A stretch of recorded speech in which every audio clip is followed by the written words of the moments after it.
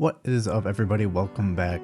Today I wanted to take you on a journey. This is perhaps my most ambitious Kitbashing project yet, and this is just going to be part one.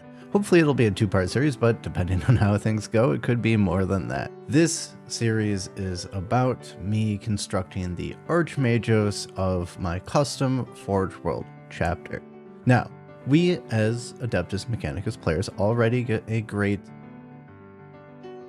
model in terms of Belisarius Cawl to represent an Archmagos, but him being a named character is not really what I'm looking for when I'm trying to homebrew my own Forge World and have their own lore and their own characters and everything like that.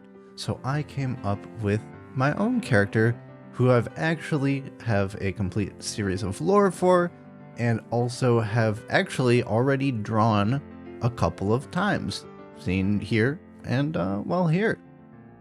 So this is clearly a character I like a lot, and it's going to take all of the skills I've learned through this kitbashing experience thus far in order to put her together. So let's try and build Archmagos Nebuchadnezzar. Now, starting off this build, I use one of the most informative pieces of the entire character, which is this mask from Kingdom Death Monster, I believe is the title of the board game that it's from, which is a really cool looking board game with an awesome aesthetic that recently has gotten a little bit too horny for my enjoyment, but you know, to each their own. Anyway, they have these really awesome face masks, and this mask right here really served as inspiration for the entire point of this character because I thought it looked sweet and I wanted to put it on a tech priest. So we also have a globe sort of thing from an Age of Sigmar Keratin dwarf, which was taken as part of more of a lore service point of view. Fun fact, that's actually a lot smaller than I thought it would be when I bought the kit, but we can make it work anyway.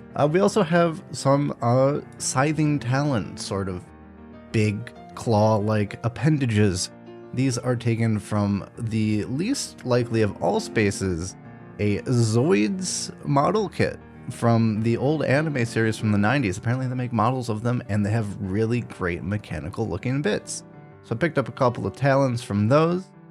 Little, you know, praying mantis type of things. That is kind of the inspiration for this character, as well as plenty of green stuff mechadendrites that I had built and constructed previously for this express purpose. Rounding out the main bits, we have a 3D printed Tau cannon because, yes, this tech priest is a little bit into Xenos technology, so she's got to have the latest and greatest in weaponry, in this case, coming from the Tau. From that, we get to the base of the entire model. I'm still using the same profile as Belisarius Cawl and trying to build her to be roughly the same size as that model, so we're trying to have a similar silhouette, similar base, and everything like that. And you can see I've already started with an armature here in order to get things started, because that's going to be a main skill I try to use here, building an armature. As a largely cloaked figure, I needed something for the cloak to actually rest upon.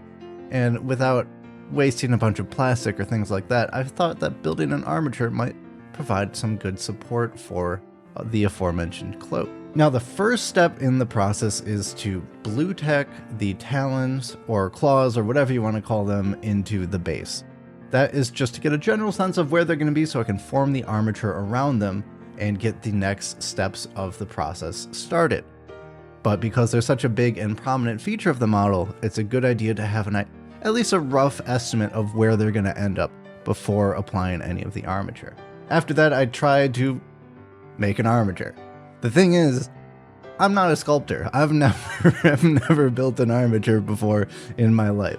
There was a lot of swearing going on in this step, as I realized that just bending metal around metal doesn't make it stick magically like I thought it would. Eventually, I got it into a position that, with a lot of finagling, kind of resembled what I was looking for. I got another piece of armature stuck onto the thing behind it, and again, with a lot more finagling and a lot more swearing, was able to get it settled into a position that roughly resembled what I needed. In which case, I super glued the tops of both pieces into place, leaving the bottoms unglued in case I needed to readjust the positioning a little bit later when more parts were kind of glued in and the armature was a little bit more set. At this stage, I thought it would be prudent to add some more structure to her back. I didn't want to mess with having an entire interior skeleton since most of this is going to be hidden in the main project anyway, so I just took a couple of lengths of wire, bent it along the middle, and glued it into a U shape along her back to create more of a triangle structure than just the very sharp angle slope from the ground that was being presented. After several more steps of armature making and gluing and placing, I had something that looked a little bit like this.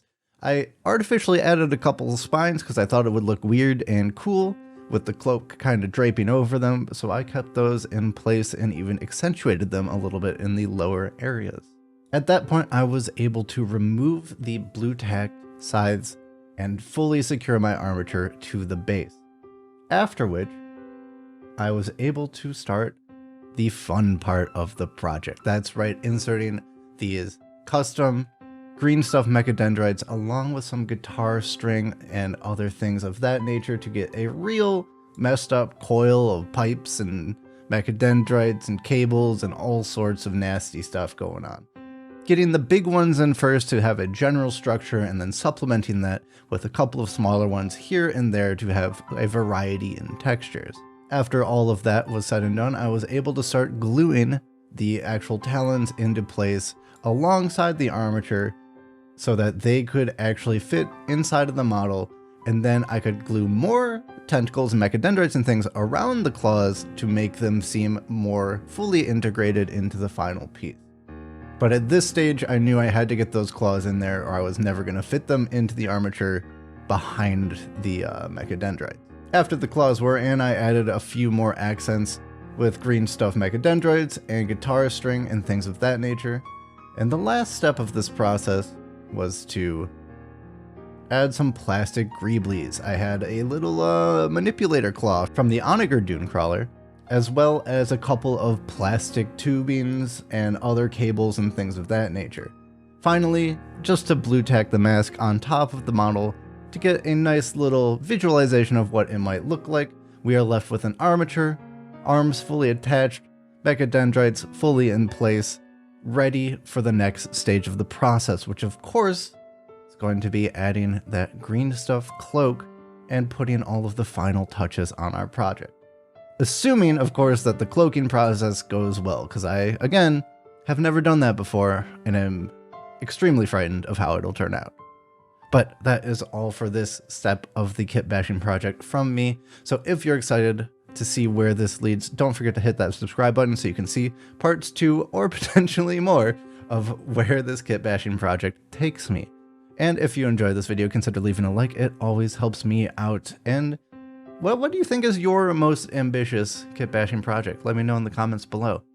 Anyway, I will see you guys next time for another cool, hopefully, video. Peace!